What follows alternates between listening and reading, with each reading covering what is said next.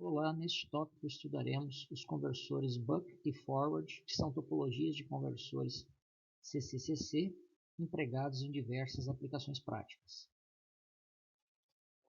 O conversor buck é um conversor abaixador não isolado que permite obter uma tensão na carga menor do que a tensão de entrada. Então, seria a versão dual do conversor boost. Já o conversor forward é a versão isolada do conversor buck, que permite obter na carga uma tensão maior ou menor que a tensão de entrada, dependendo da relação de espiras do transformador de alta frequência. Vejam que o estágio de saída dos dois conversores é composto por um indutor de filtro, um capacitor de filtro e a carga. E além disso, temos o diodo de roda livre, tanto no conversor buck quanto no conversor forward. Então, constata-se que as duas topologias são bastante semelhantes em termos construtivos. E na sequência estudaremos cada uma delas separadamente. Vamos começar então pela análise do conversor buck no modo de condução contínua, em que a corrente do indutor não se anula ao longo do período de comutação. Temos então dois elementos semicondutores que operam de forma complementar. Inicialmente, quando o interruptor é colocado em condução, a tensão de entrada é aplicada ao indutor de filtro e assim sua corrente cresce linearmente. Situação em que energia é transferida para o estágio de saída pela fonte. Na segunda etapa, quando o interruptor é bloqueado, a tensão nos terminais do indutor inverte sua polaridade, permitindo assim que o diodo de roda livre entre em condução e dessa forma a descarga do indutor ocorre no estágio de saída, recarregando o capacitor e também fornecendo energia para a carga. Essa situação persiste até que o interruptor seja colocado em condução no próximo ciclo de comutação. A partir da análise qualitativa do conversor buck operando em modo de condução contínua, é possível obter as expressões que permitem projetar o estágio de potência, a começar pelo ganho estático. Sabendo que a tensão média no indutor é nula ao longo de um período de comutação, ou seja, aplicando-se ao conversor o balanço volt-segundo, tem-se então a expressão do ganho estático, sendo que a tensão de saída é igual ao produto entre a razão cíclica D e a tensão de entrada. Além disso, é possível calcular a ondulação da corrente no indutor em função da razão cíclica e em função da indutância. Constata-se que quanto maior a indutância de fio, menor a ondulação e vice-versa.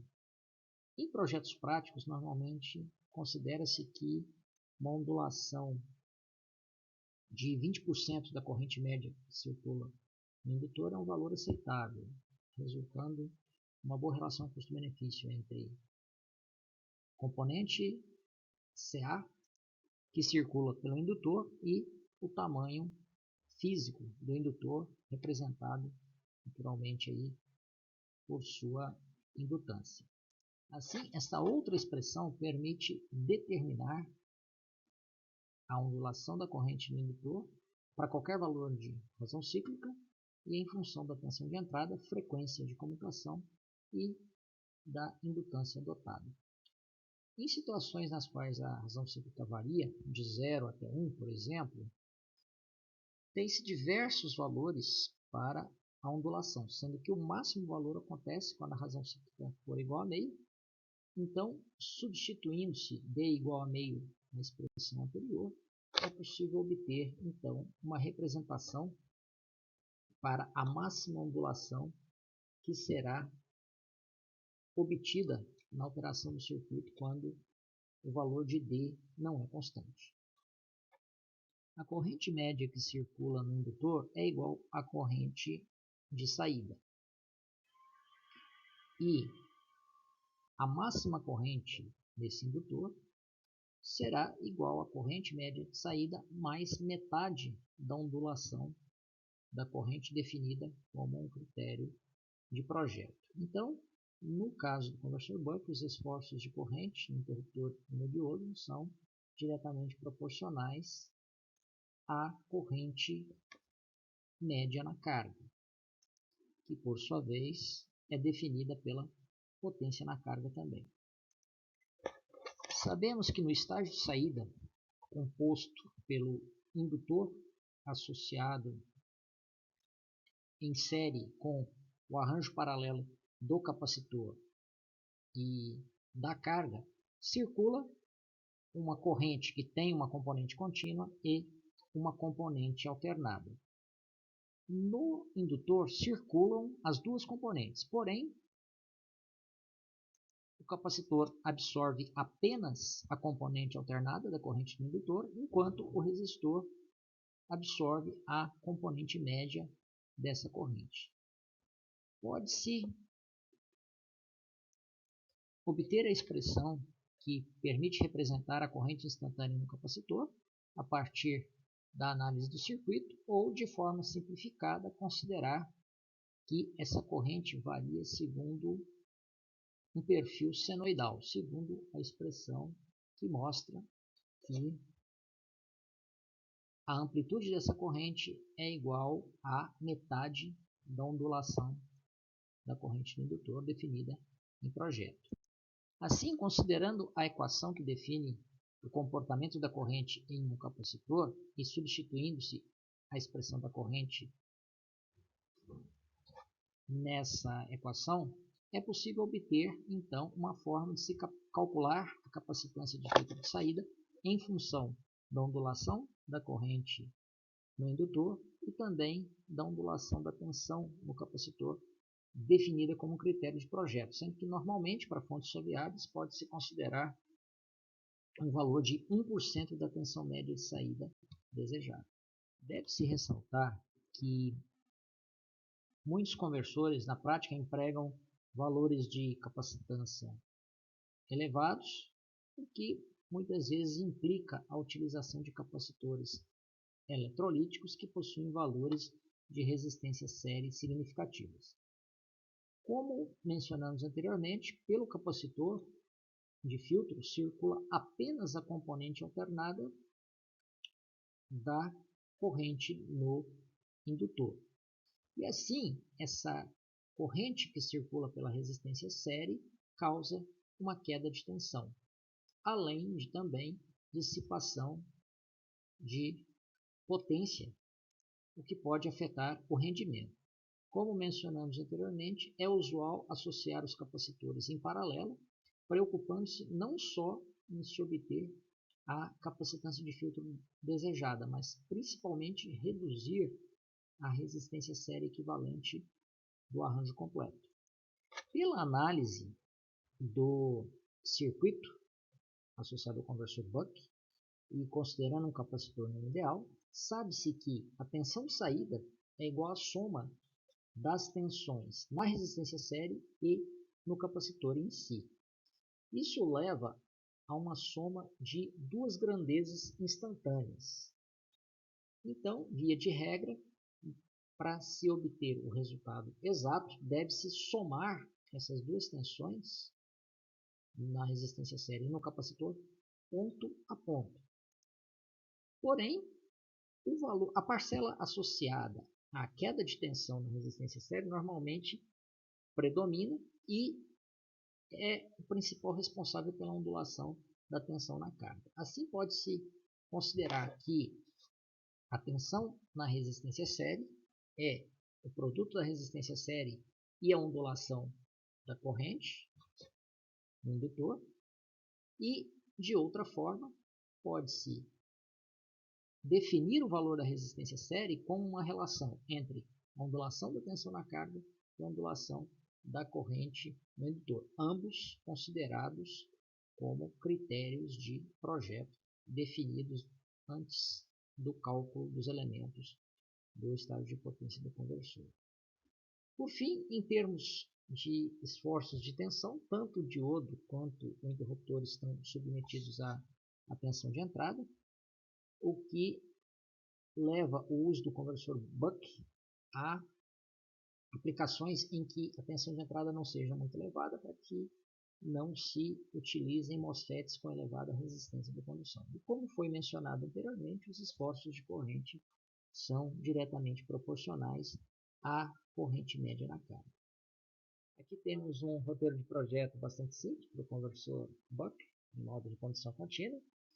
Primeiramente, deve-se definir as especificações de projeto, em termos de tensão de entrada, tensão de saída, potência na carga, frequência de comutação, ondulação da tensão na carga e ondulação da corrente no indutor. Lembrando que essas duas ondulações têm impacto direto no tamanho do capacitor e do indutor de filtro. Sabendo que o conversor opera em modo de condução contínua, o ganho estático ideal é o produto da tensão de entrada e da razão cíclica, resultando na tensão de saída, ou, de outra forma, pode-se definir a razão cíclica nominal como uma relação entre a tensão de saída e a tensão de entrada. As duas expressões mostradas nos slides anteriores permitem calcular a indutância de filtro e a capacitância de filtro em função das ondulações, bem como definir o valor da resistência série que deve ser adotado para que então se obtenha aquele determinado valor desejado de ondulação de tensão na carga. Muitas vezes será necessário associar capacitores em paralelo para essa finalidade. Agora vamos falar do conversor forward, que é uma topologia derivada do conversor Buck e considerada sua versão isolada. Constata-se que esse conversor emprega um transformador de alta frequência, com 3 enrolamentos. Vejam que o enrolamento primário e secundário possuem a mesma polaridade, e um terceiro enrolamento, definido como enrolamento de desmagnetização, possui polaridade oposta aos dois outros enrolamentos. Então, vamos entender como é que é possível fazer a conversão CC-CC empregando um transformador de alta frequência que está conectado não a uma fonte CA, mas sim a uma fonte CC. Então, no primeiro estágio, quando o interruptor é colocado em condução, a corrente circula pela indutância magnetizante do transformador e, por meio do acoplamento magnético, tem-se a polarização do diodo D1, uma vez que a tensão do primário é refletida no secundário. Isso permite que a corrente no indutor de filtro de saída L cresça linearmente e assim seja fornecida energia para o estágio de saída.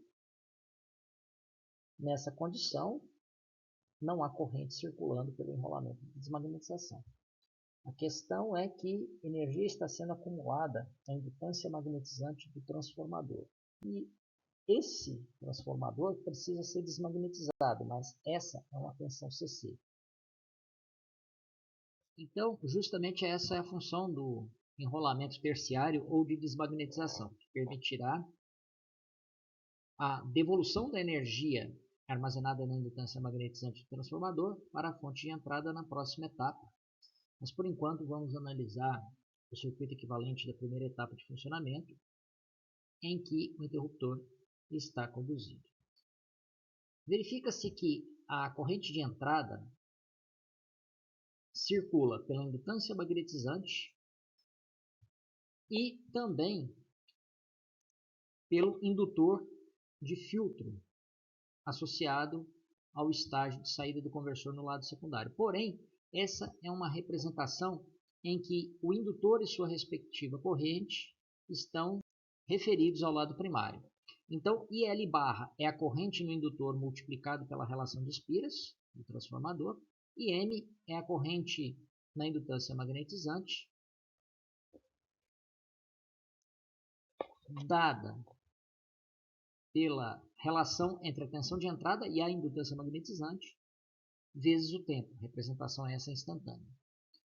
Então, tem-se que a corrente de entrada do circuito, ou seja, a corrente do transformador IP, é a soma de M, E e L barra.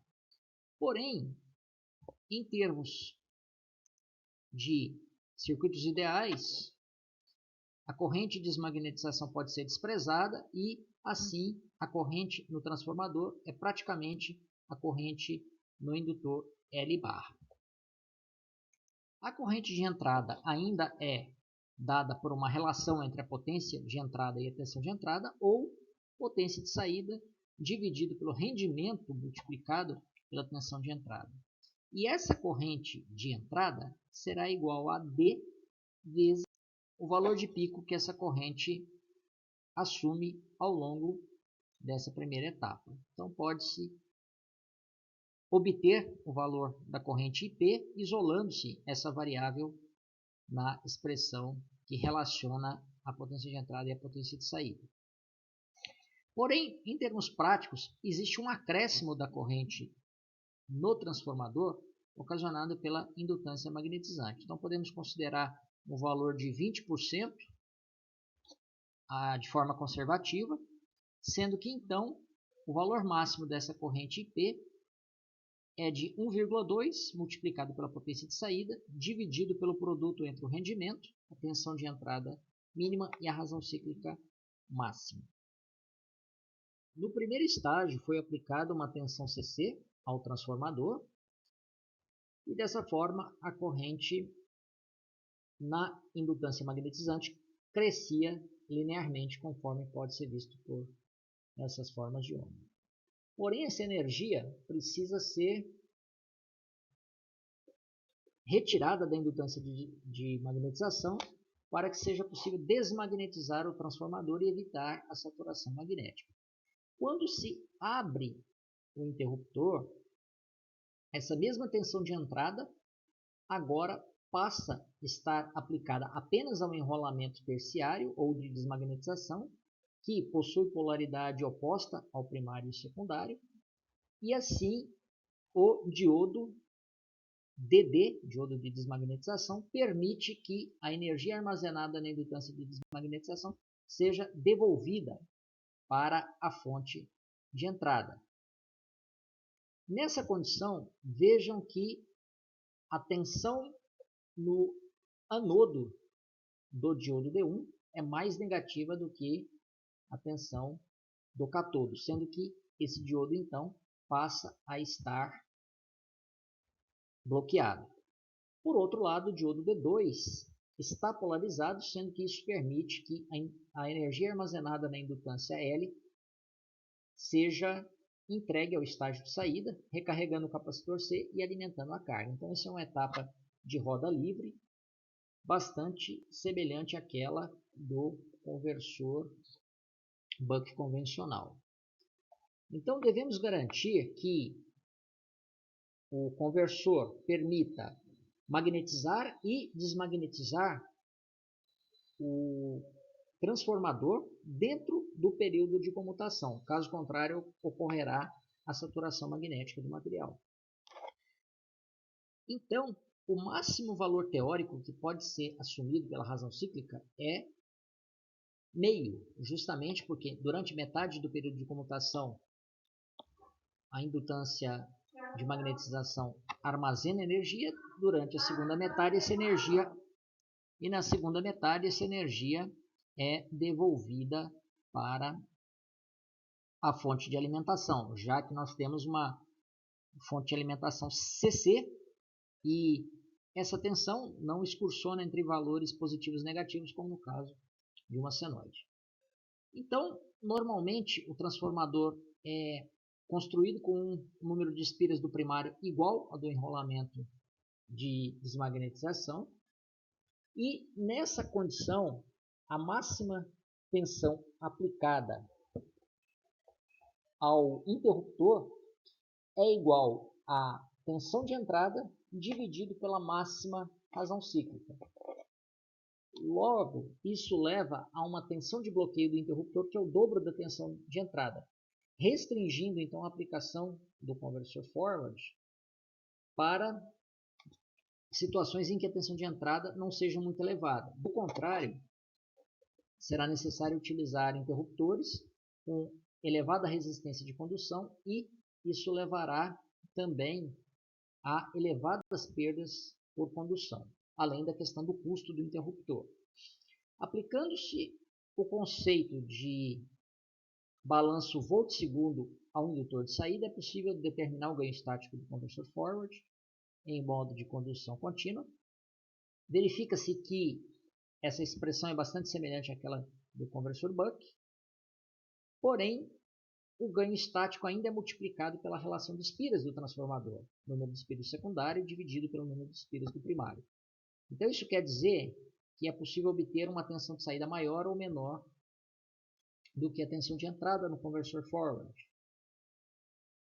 Ao contrário do conversor buck, que só permite uma tensão de saída menor do que a tensão de entrada.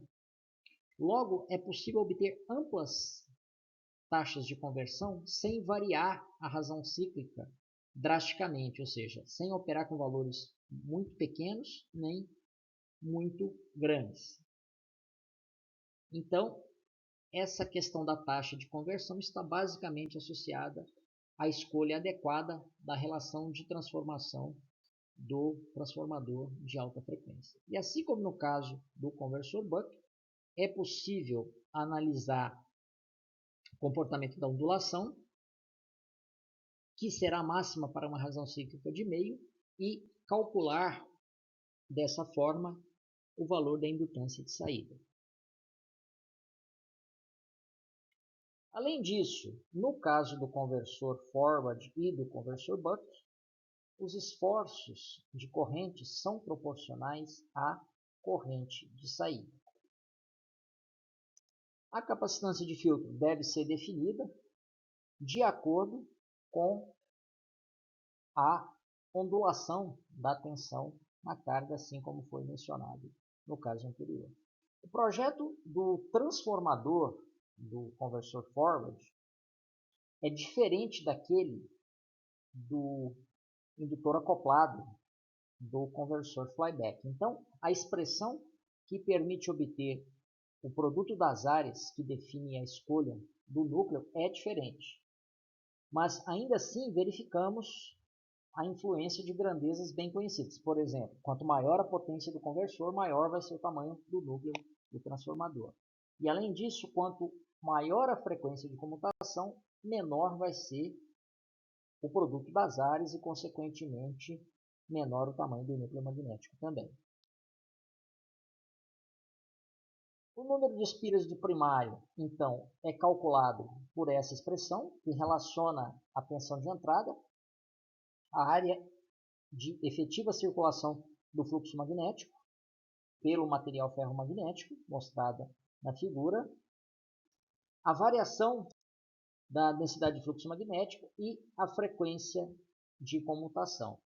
Assim como no caso do conversor flyback, é possível acoplar diversas saídas isoladas ao mesmo transformador. Então, podemos ter mais de uma saída, bastando para isso ajustar o número de espiras dos enrolamentos secundários. Sendo que essa expressão mostrada no slide permite então calcular de forma individual o número de espiras para cada uma delas. Temos aqui um procedimento de projeto bastante simples para o conversor forward. O primeiro passo consiste em especificar a tensão de entrada, tensão de saída, potência de saída, frequência de comutação, ondulações de corrente e tensão nos elementos de filtro, bem como o rendimento teórico desejado. Assim, deve-se estabelecer um valor máximo da razão cíclica nominal, que deve ser inferior a meio para garantir que o transformador seja totalmente desmagnetizado e não ocorra saturação magnética. Deve-se ressaltar que os esforços de corrente e esforços de tensão devem ser determinados também para o interruptor e para os diodos do conversor forward, e os esforços de corrente são proporcionais à corrente de saída, assim como no conversor buck. Deve-se, então, definir a capacitância de filtro de saída e sua respectiva resistência série, para evitar que não se tenha uma dissipação de potência elevada nesse elemento parasita. E, a partir das especificações de entrada e características do material ferromagnético utilizado, pode-se determinar o produto de áreas que permitirá a escolha do tamanho do núcleo magnético a ser empregado na construção do transformador. Então, deve-se calcular por meio dessas expressões os números de espiras do enrolamento primário e dos enrolamentos secundários, caso haja necessidade de se obter mais de uma saída isolada. E essa expressão, que foi mostrada anteriormente também, permite obter a indutância de filtro de saída que é empregada no lado secundário do conversor.